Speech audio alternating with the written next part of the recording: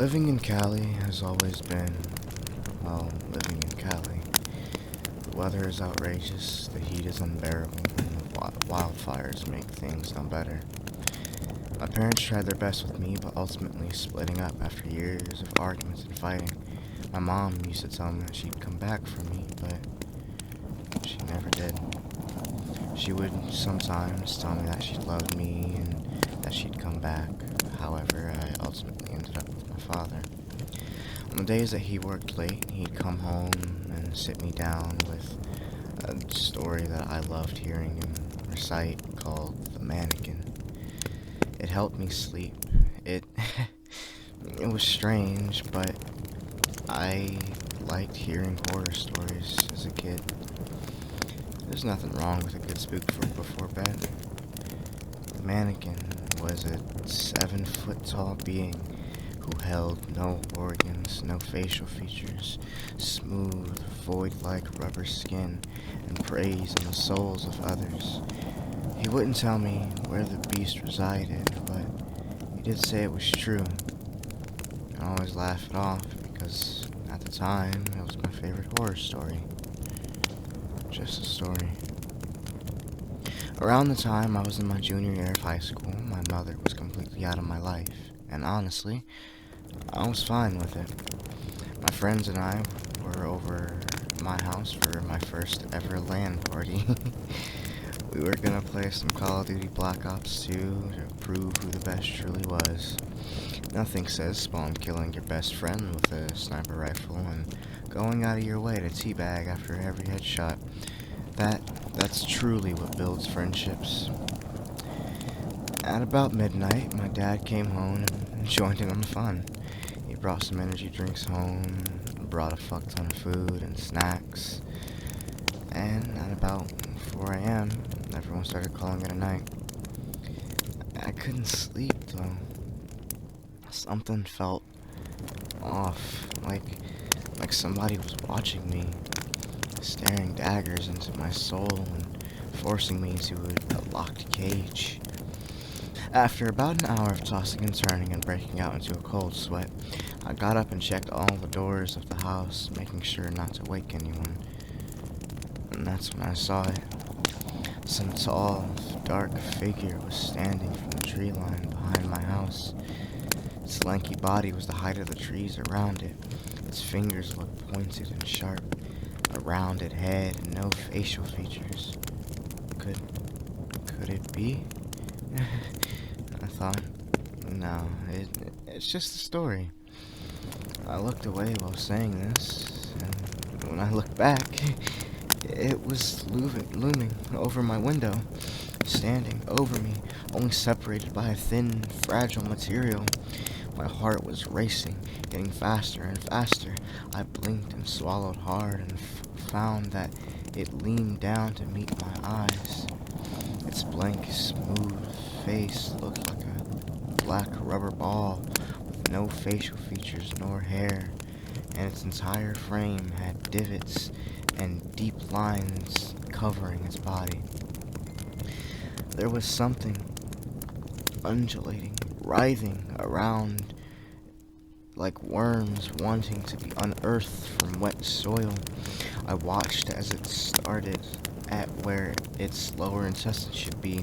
Its space-like face opened up in a spiral formation to its neck, rows upon rows of razor-sharp teeth with a rough, shiny tongue protruding from it. The entire tongue started undulating violently before its fingers seemed to start shredding its outer layer, revealing hundreds of tiny holes in its skin. Husk. I could see some black ooze dripping off the creature from these holes. I don't want to move. No, I can't move. My body is completely frozen in fear. I want to scream, but it's like all the air in my lungs is being sucked out by the vacuum of space. The beast's teeth are looking more and more like a sea of stars as I stare into the depths of the abyss. Just then, there was tapping on the window. It wants me to watch it. It's almost like it's feeding off of my fear. the reaction of 1,000-man march conducting the nightmare train. That's when I heard it. The, the tapping wasn't from the window. It was upstairs. Upstairs? It's right outside.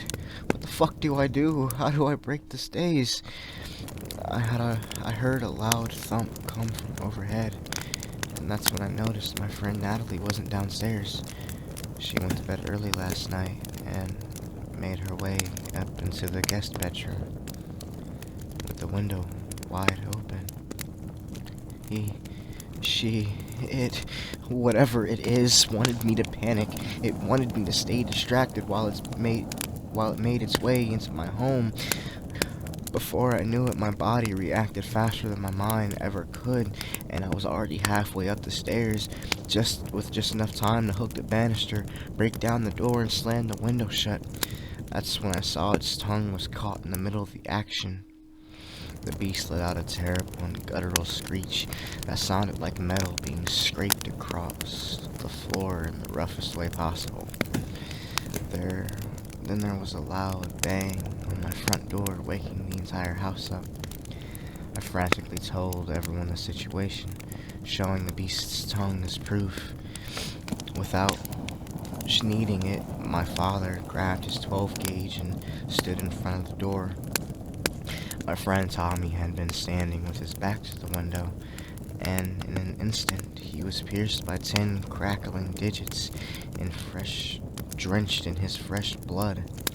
Before turning them into hooks and ripping them into shreds, the smell of copper and a rotting corpse filled my nose as it splattered onto my walls and face.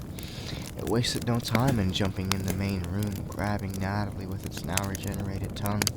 My father unloaded slug after slug into its ink-like body, but they did nothing but create new holes that dripped that same black sludge from before. I watched as my friends got ripped to shreds, tattered, and made into mushy red paste of her former glory. My father reloaded as fast as possible, only to have the creature wrap its long digit around the weapon, crunching it in my father's hands, causing the explosion to deafen me and blow my father's head off. Without thinking, I ran downstairs to my basement and hid as well as I could.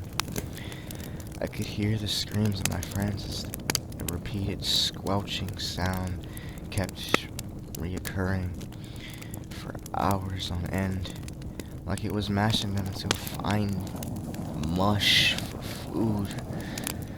And silence. That silence was short-lived. It was followed by repeating tapping on the ground, like it was running. Running where? Please, not the basement, was all I could muster. The door flung off its hinges, and on the ground, with a loud crash, the beast stood in the middle of the darkness. I couldn't move. It'd hear me. I'll wait until the time is right. The rest of its shiny, void skin was peeled off, revealing a spider-like body with eyes protruding from every hole that was previously leaking a strange black liquid. Yeah, this is it. I had given up all hope.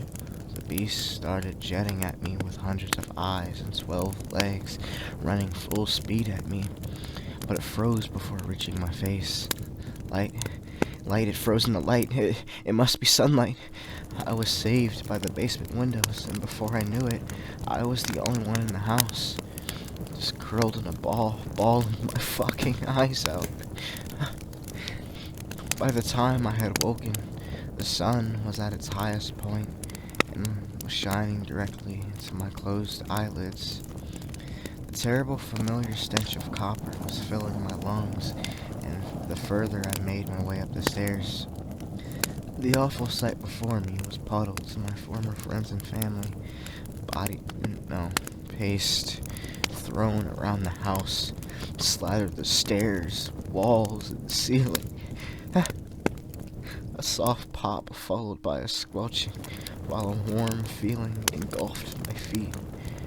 Once I looked out, I saw the one sky blue eyeball of my father, flattened and deflated. I had to get out, so I ran and ran until I was welcomed by the presence of 5 police cars, all lined to fire. I think I blacked out because when I opened my eyes again, I was cuffed to a table with a stereotypical-looking police officer with a rounded belly and a big bush-like mustache with suspenders and a sidearm in its holster. I could see his mouth moving, but I couldn't hear a thing. It was as if someone muddied my earways so I couldn't hear anything. I can only imagine how mad he was due to the massive cables bulging from his neck and forehead. As his muted yelling slowly began to increase in volume, he calmly asked, "What happened, son?" I didn't know how to respond, so I simply said, "Mannequin." As in the legend? It's no legend, sir. It's real. Cool it, kid. I believe you. Just not sure I completely understand. Last I heard, the mannequin was long gone. It left California many years ago. Are you sure you saw it? And if you did, how did you live? I think it's the sun. It's a void with an indescribable depth that keeps light hidden from humanity. My best guess is light is what keeps it away. Hopefully, it doesn't come back.